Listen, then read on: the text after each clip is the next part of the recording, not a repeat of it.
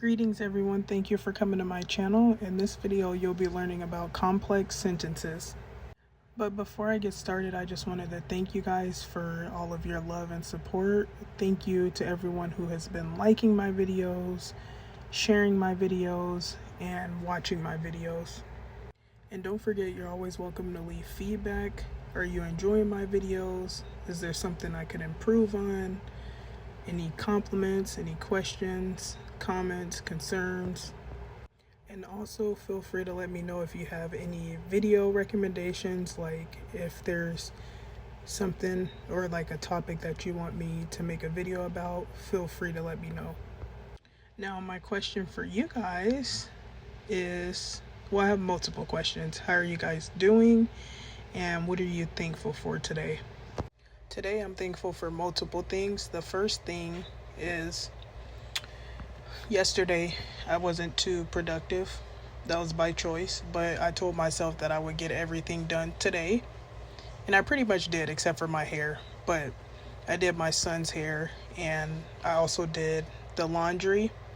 And I also bought this course. So earlier today the laundry system was down, so I wasn't able to do laundry. And thankfully, after a few hours, the system was back up and running again.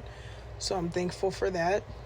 I'm thankful for a new day, because sometimes we may have a bad day or a day where we're unproductive, or we just didn't like how the day went. That was me yesterday. Well, it wasn't that it was a bad day, it was just an unproductive day. And I was like, you know what? Tomorrow will be better. I'm going to get everything done. And I pretty much got everything done except for one thing. I still got to do my hair, so there's that. But I'm also thankful for food. I'm thankful for food every day, and I'm thankful for my Kindle. I recently downloaded, I think, like 7 or 8 books, and I'm happy that I'm back to reading consistently, because I was in a reading slump for a while. But yes, my Kindle definitely comes in handy, and I can't wait to continue the book I'm reading. I'm reading Things We Never Got Over by Lucy Score, and so far it's really good. But what about you guys? How are you guys doing? What are you thankful for? Feel free to let me know. In the meantime, let's get to the video. Complex sentences are created with one independent clause, which is a complete sentence, and one dependent clause, which is an incomplete sentence or incomplete thought. The sentences are joined with a subordinating conjunction. An independent clause is created with a subject, a verb, and a complete thought. So our first example says, my shoes are red. So for starters, this is a complete thought, and there's a subject and a verb. The subject is shoes, and the verb is are. Our second example says, I ate eggs for breakfast. So this is a complete thought, and it also has a subject and a verb. The subject is I, and the verb is ate. And our third and final example says, I work at the mall. So the subject is I, and the verb is work. And this is also a complete thought. A dependent clause can be created with a subject and a verb, but it's not a complete thought. So our first example says, when the time is right. So notice how there's a subject, which is time, and a verb, which is, but this isn't a complete thought. Our second example says, because of your attitude.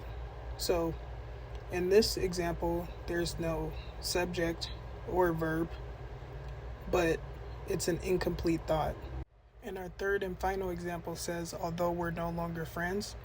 So there's a subject and a verb. The subject is we, and the verb is are. And this is an incomplete thought.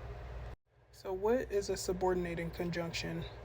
We use the acronym A White Bus to help us remember some common subordinating conjunctions. And keep in mind there's more subordinating conjunctions. This is just an acronym to help you remember some of the common subordinating conjunctions. So A for although, W for when, H for how, I for if, T for though, E for even though, B for because, U for unless, and S for since. And here are some sentences with subordinating conjunctions. So our first example says, I'll sweep the floor while you wash the dishes. So I'll sweep the floor is an independent clause, and the subordinating conjunction while is connecting that independent clause, I'll sweep the floor, to the dependent clause, you wash the dishes. Our next sentence says, I'm still hungry even though I just ate a sandwich. So this can be kind of tricky because I'm still hungry is an independent clause, and I just ate a sandwich is also an independent clause. But the way I think about it is the sentence that says I just ate a sandwich is depending on I'm still hungry to be a complete thought. In other words, both parts of the sentence work together to be a complete thought. And our last example says, I walk to work because I need the exercise. So I walk to work is an independent clause, and I need the exercise is the dependent clause. And the subordinating conjunction, because, is connecting both parts of the sentence. Next, we have our complex sentences. Remember, complex sentences have one independent clause, which is a complete thought, and one dependent clause, which is an incomplete thought. And both parts of the sentence are joined with a subordinating conjunction. Our first example says, school was canceled because of the snowstorm. So school was canceled is an independent clause, and because of the snowstorm is a dependent clause. But we use the because to join the independent clause with the dependent clause. Our second example says, you won't be playing any video games until you get your act together.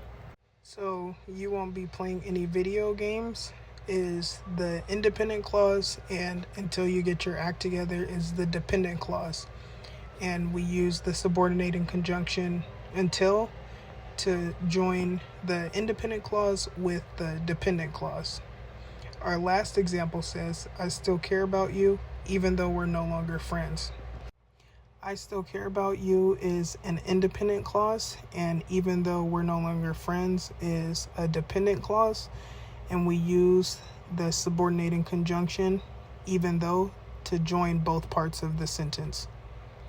Complex sentences where the dependent clauses come first, a comma must be placed after the dependent clause. So all of the examples in this slide are the same examples from the last slide, but notice how the dependent clause comes first instead of the independent clause.